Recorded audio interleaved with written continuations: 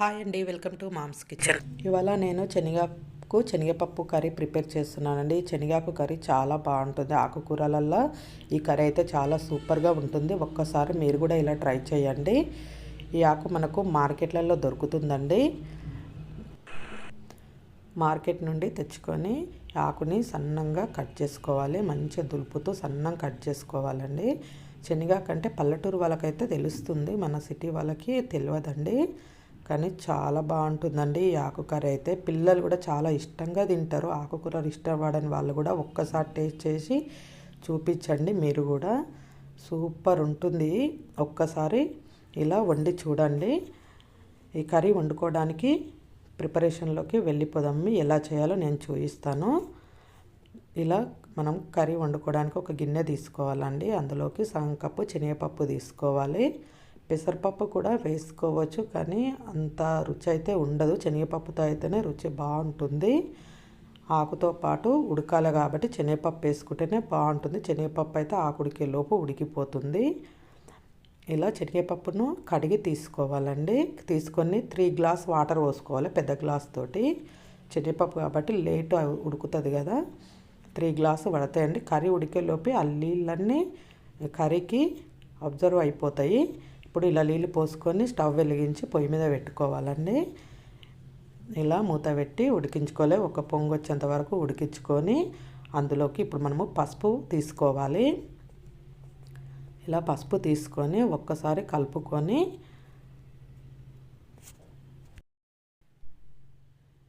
ఇలా కలుపుకొని మనము కట్ చేసుకున్న ఆనియన్స్ వేసుకుందామండి. నేను 3 ఆనియన్స్ తీసుకున్నాను, మీడియం సైజు. ఆనియన్స్ కొంచెం ఎక్కువనే తీసుకోవాలి ఇందులోకి. ఇలా ఆనియన్స్ వేసుకోవాలి. తర్వాత అలాగే కట్ చేసుకున్న శనగాకు ఉంది కదండి, కడిగి పెట్టుకుంది, అది కూడా ఇప్పుడు ఇందులో వేసేసుకోవాలి. ఇలా శనగాకు మొత్తం వేసుకోవాలి.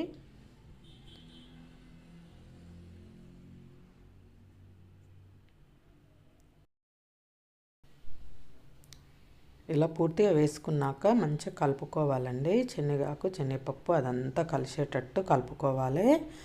ఇలా కలుపుకొని మూత పెట్టి మంచిగా ఒక 10 మినిట్స్ ఉడకనివ్వాలండి.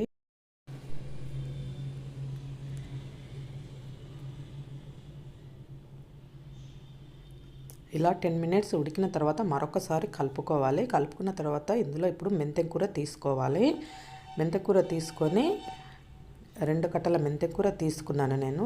మెంతెం కూర వేసుకుంటే చాలా బాగుంటుంది ఈ కర్రీలోకి. ఇలా తెంపి కడిగి తీసుకొని అందులోకి అలాగే కొత్తిమీర తీసుకొని కలుపుకోవాలి. ఇలా కలుపుకొని ఉడకనివ్వాలి.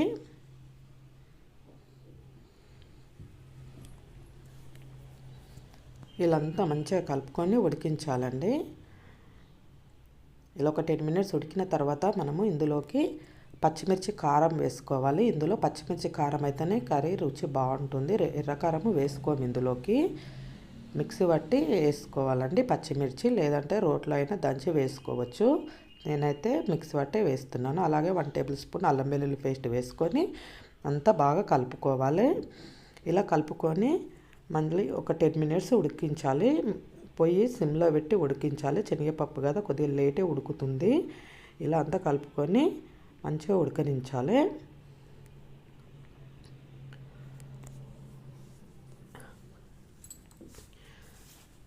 ఇలా 10 మినిట్స్ ఉడికించిన తర్వాత ఇలా కలుపుకోవాలి. ఒకసారి కలుపుకొని ఇందులోకి మనం ఇప్పుడు ఆయిల్ వేసుకోవాలి. మనం ఈ కర్రీకి తాలింపు అనేది అస్సలు ఉండదండి. ఇప్పుడు 2 టేబుల్ స్పూన్ల ఆయిల్ వేస్తున్నాను. ఇందులో ఆయిల్ కొద్దిగా ఎక్కువే పడుతుంది. ఇలా ఆయిల్ వేసుకొని కలుపుకోవాలి.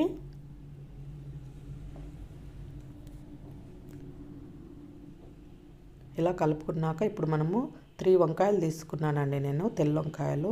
ఇలా ముక్కలుగా కట్ చేసుకొని వేసుకోవాలి. నల్ల వంకాయలు అయితే అస్సలు వేయొద్దు, ముళ్ళొంకాయలైనా వేసుకోవచ్చు. ఇవి తెల్ల వంకాయలు, చాలా టేస్ట్ వస్తుందండి ఈ వంకాయలతోటి కర్రీ అయితే.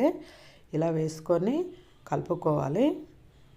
ఇలా అంతా కలుపుకొని మూత పెట్టి ఒక 10 మినిట్స్ ఉడకనివ్వాలి.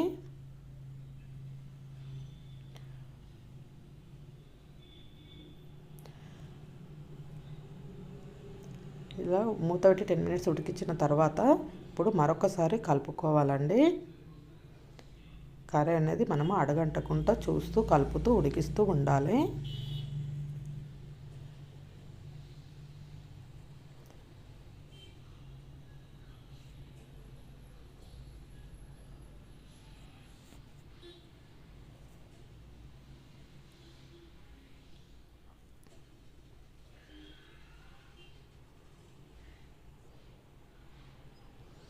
ఇలా కలుపుతూ ఉడికిస్తూ ఉండాలి.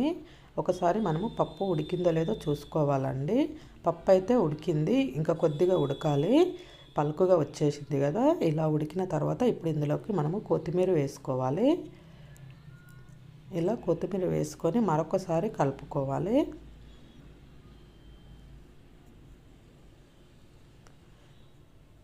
ఇలా అంతా కలుపుతూ ఉడికిస్తూ ఉండాలండి. ఇప్పుడు లాస్ట్లో మనము ఇంకొక 1 టేబుల్ స్పూన్ ఆయిల్ వేసుకోవాలి. ఈ కర్రీలో ఆయిల్ కొద్దిగా ఎక్కువే ఉంటే బాగుంటుందండి. చాలా టేస్ట్ ఉంటుంది పచ్చి ఆయిల్ ఇలా తర్వాత వేసుకుంటే. ఇలా వేసుకొని కలుపుకొని ఇంకా కర్రీ ఒక 5 మినిట్స్ ఇలా ఉంచేసి ఇంకా మనకు కర్రీ అయితే రెడీ అయిపోయినట్టేనండి. చాలా బాగుంటుంది. ఒక్కసారి మీరు కూడా ఇలా ట్రై చేసి చూడండి. మనం పప్పు ఉడికిందో లేదో ఇప్పుడు చూసుకుందామండి. ఇలా ఉడికితే ఇంకా అంతే అండి, పప్పు అయితే ఉడికిపోయింది. ఇక సర్వింగ్ బౌల్లోకి తీసుకోవడం అండి. చాలా అంటే చాలా బాగుంటుంది. ఒక్కసారి మీరు ఈ కర్రీ ట్రై చేసి చూడండి. సూపర్ టేస్ట్ ఉంటుంది. ఆకుకూరలలో ఇది బెస్ట్ అని నేనైతే ఈజీగా చెప్పగలుగుతానండి. నా వీడియో మీకు నచ్చినట్టయితే లైక్ చేయండి, సబ్స్క్రైబ్ చేసుకోండి.